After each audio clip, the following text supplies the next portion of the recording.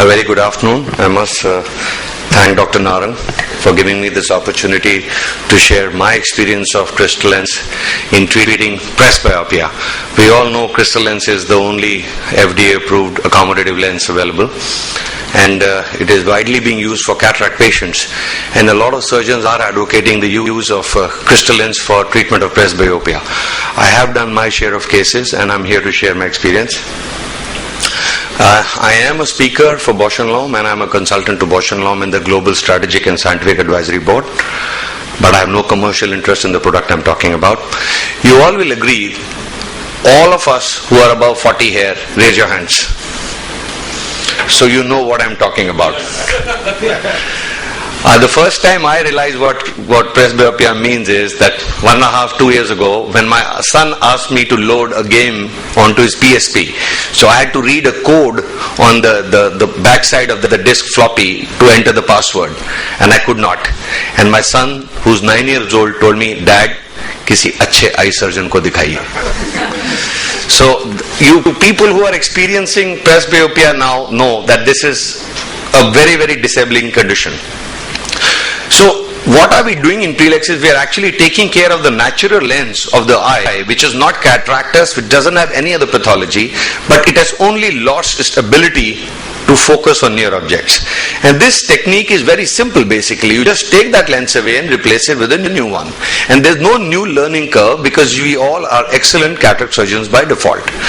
But before I start, another disclaimer is that there is no procedure till now which has perfected the perfect vision. Only God has patent on perfect vision. So as always in my slides, even Superman ages. Even Superman needs good vision. There is a strict change in paradigm now. Surgeries are becoming more safer, they are more accurate, there are fewer and fewer complications happening. The biometers are becoming super accurate down to the last decimal of a millimeter. There are better available options, the different types of lenses available. Patients' expectations are increased. Patients are living longer, they want more from their lifestyle and their lives. And we are able to offer individual solutions to these patients. Let us examine the options which are available to us. In this particular category, you have a choice of refractive, diffractive, multifocal lenses and accommodative lenses. They will be dealt with the speakers following me. I will be concentrating on the Crystalens accommodative lens. Bottom line for all such patients is they are young patients, their expectations are high. The very reason they have come to you is they demand more than the person next to them. So they are difficult clients. Spend more time with them. Give them time. Find out their personality. If you find they're very anxious, they're very demanding, bring down their expectations. Do not promise them a vision of a 15-year-old young boy.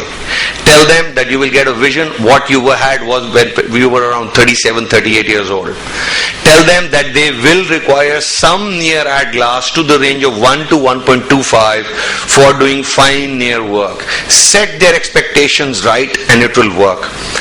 But one basic thing is when a patient is paying for Crystalens, I charge 1.3 lakhs for the surgery, automatically his expectations are very high. In this country where money is a very price sensitive issue, when you're charging 1.3, 1.5 lakhs, patient thinks he has bought the world. So you have to tell the patient that irrespective of whatever money you pay, there is still a hurdle. Technology as of day, this is what it can deliver. What it does tomorrow, I don't know. So once you feel they are actually understanding and they are aligned to you, this is the patient you should take care. Now I'll just have a very brief Crystalens actually is a truly accommodating lens.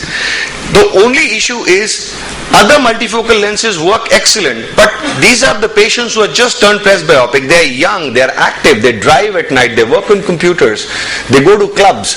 So these are the patients who exactly, if you probably try and put some multifocal lenses, the chances of them coming back for complaints would be higher as compared to Crystalens. Because Crystalens is known in this particular group have least amount of halos and glares. Of course, there are still reported glares and halos with Crystalens, but it is significantly lower in this category. These lenses definitely give you a near absolute immediate vision recovery. Some slow recovery here, but Crystalens gives you mid-range and near vision recovery over weeks. 2 to 3 weeks slowly it kicks in. So you have to tell the patient that it will not be like a multifocal that I operate you today and in 3 days you will be reading a book. In Crystalens you have to tell the patient that your near vision will be slow to recover because we atropinize these patients for 2 to 3 weeks after the surgery. There is learning curve here, there is no learning curve there. Vision recovery is slower. This is costly, this is cheaper. They may require some near add. So these are pros and cons. There is no perfect solution. You have to actually fine tune the solution for your patients. Now look at the advantages. It is great for intermediate vision. It's an excellent clarity of vision, no glare, no halos, excellent for nighttime workers. So I would say it is ideal for prelex because these are the patients who are actually looking for this kind of vision. Multifocal lenses have their inherent issues of glare, diffraction of colors, spreading of light, loss of contrast, whereas Crystalens maintains one focus. All the lens does is it accommodates so that one single focus moves forwards and backwards, unlike a multifocal lenses where there's a haywire of different fusion points. In Crystalens or multifocal lenses you can have different focus points. So the glare and halos is a big issue for this presbyopic age group. It may not be a big issue for elderly people, but for this young age group, so I feel Crystalens offers a slight edge over the multifocal cases. There is a loss of contrast since there's a distribution of light. You have multifocal lenses which give you divided light, 30% near, 70% distance, 30% distance, 70% near. But if you actually use an accommodative lens, you get an absolute continuous zone of focus. This is what is called as a non-choppy vision. In a multifocal lens, at times your intelligent patient will say, "Doc, I see here, I don't see here. I see here, I don't see here." This is called a choppy vision. Crystalens gives you a smooth range of vision like that of a young person. Now profiling is, these patients are not used to blurry or waxy vision. So if you give them a multifocal lens, they might notice it because they might had a cataract. They came seeing to you with good vision and you've given them presbyopic correction but with waxy vision. They will not like it. They have not yet got used to glare because they never had cataract. So you give them a lens which gives them a glare, they'll be upset. They're used to a spontaneous flow of vision. You give them a choppy vision, they will not be happy. And they're also very well used to a good visual contrast. So all these points, in my opinion, weigh in favor of going in for Crystalens. But what is the issue? Here I am treating a young patient, so the chances of PCO are very high. Now PCO is the biggest enemy of Crystalens. So there is a little bit of tightrope walking here when you do Crystalens surgery for these patients. So my advice to all my friends who want to go in for Crystalens is keep your eyes open for PCO. Watch out for PCO because the PCO rates with Crystalens are higher. So the moment you see a PCO, it is a good idea to go in early rather than your normal monofocal cases where you wait for long until the PCO actually spoils the vision. Here you don't wait for long. So I would say prelex is not just a peer pressure. It is not just a fad. It is actually becoming a reality. More and more patients are coming to our clinics now asking for it. I'll just give you a comparative study. I'll just go to, if you see actually this is the Crystalens. This is a study, 2003 study. J1 or better is one area, very, very fine near work where Crystalens underscores. But J2 and all, it's as good or as bad as Restore or Tecnis or Zeiss. But let's see what is J1. J1 is this. J2 is on a coffee pack what you read. So if your patient is actually able to read J2, 80% of your patients are reading J2. I don't really know in the normal lifestyle how many patients actually need to read J1. When you read an injection label or some label on some tablet, probably that's J1. So intermediate vision is the mainstay. Most of us are working in the intermediate zone. Now let us see how Crystalens scores over other lenses. Look here. Near intermediate vision 20/20 or better, Crystalens outscores all multifocal lenses. So what is the range of people wanting to use intermediate vision? Most of us are using cell phones, computers, cameras, watches. That's not near vision. That's intermediate vision. We are texting at this distance.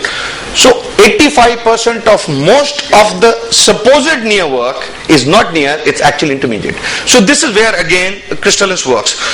But I would say this is not a one-stop solution for all. You need to actually work out your combinations for patients. So I will not negate the use of multifocal lenses, but you actually need to see what is required when. just selected criteria. Hyperopes will be very happy with crystal lens. Mild myopes will be tricky. You have a patient with minus 1.5, minus 2, you really need to set the expectations properly because they are, as it is used to, very good near vision. So you need to tell them that your near vision will not be as good. Good binocularity. If the astigmatism is more than 0.75, do not do crystal lens HD, in my personal opinion. I use a crystal lens AO model for such patients. I go till 1.5 diopter cylinders. Rexis. For crystal lens, your Rexis is your bottom line. If your Rexis is good, well centered, good sized, your crystal lens will behave perfect. But if your Rexis is not good, the best of lens, crystal lens placement or surgery, where the patient will not be happy. I always take an informed consent from my patients, telling them even if they have opted for a crystal lens in the theatre, I reserve the right to change my decision. So I inform them in case the Rexis is not good, there's some extension of the Rexis. So they already have given me a written permission that I can change the lens in the theatre. If the patient doesn't give the consent for this, I do not take them up, even for my multifocal cases. I have a policy. So the bottom line is, I follow some basic purposes. If it is less than 22 millimeter of axial length, I use a Higgins formula, 22 to 24, more than 24. So biometry and Rexis. If there is one carry home message all of you go back home with is your Rexis and your biometry. They have to be super accurate, and if you can manage these two, you have a set of very happy patients. Wound seal is very important. If your wound is leaking during the surgery or post-operatively, your lens which has been posterior vaulted will tend to come forward and your range of accommodation will go down. Always maintain a very deep anterior chamber before you are about to insert the lens. We'll just see a small video. After that, I always use a high density viscoelastic when I'm absolutely inserting my viscoelastic crystal lens in such patients. I prefer using sodium hyaluronate because this particular lens, since it's a lens which is long in size, as you're trying to inject the lens, the viscoelastic leaks, and if the chamber shallows, the lens placement can be very tricky.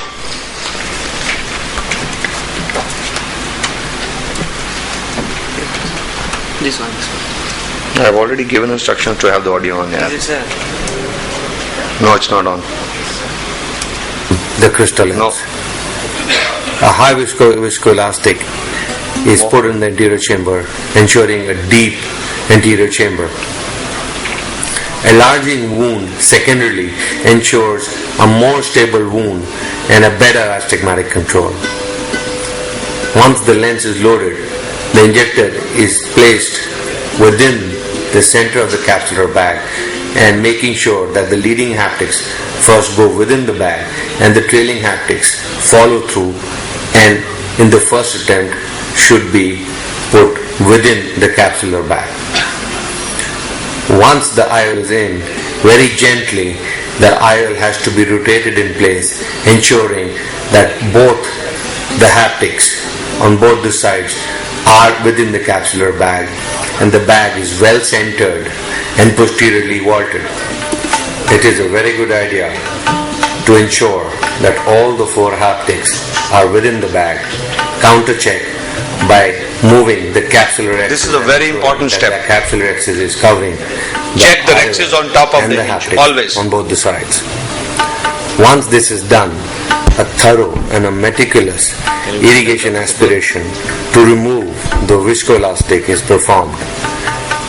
It is also advised to remove the viscoelastic from behind the IOL, as this may prevent a complete posterior vaulting of the lens. Once a complete removal of viscoelastic has been done, the anterior chamber is inflated with the fluid and ensuring that the lens is deep and posteriorly vaulted.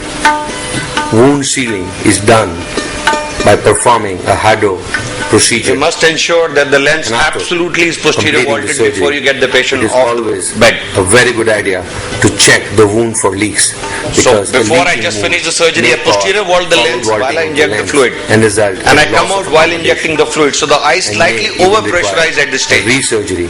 Check the wound seal. Be sure. And just add atropine before the patient gets up. Most of the times it is advised to put a cycloplegic drop. Thank you, Dr.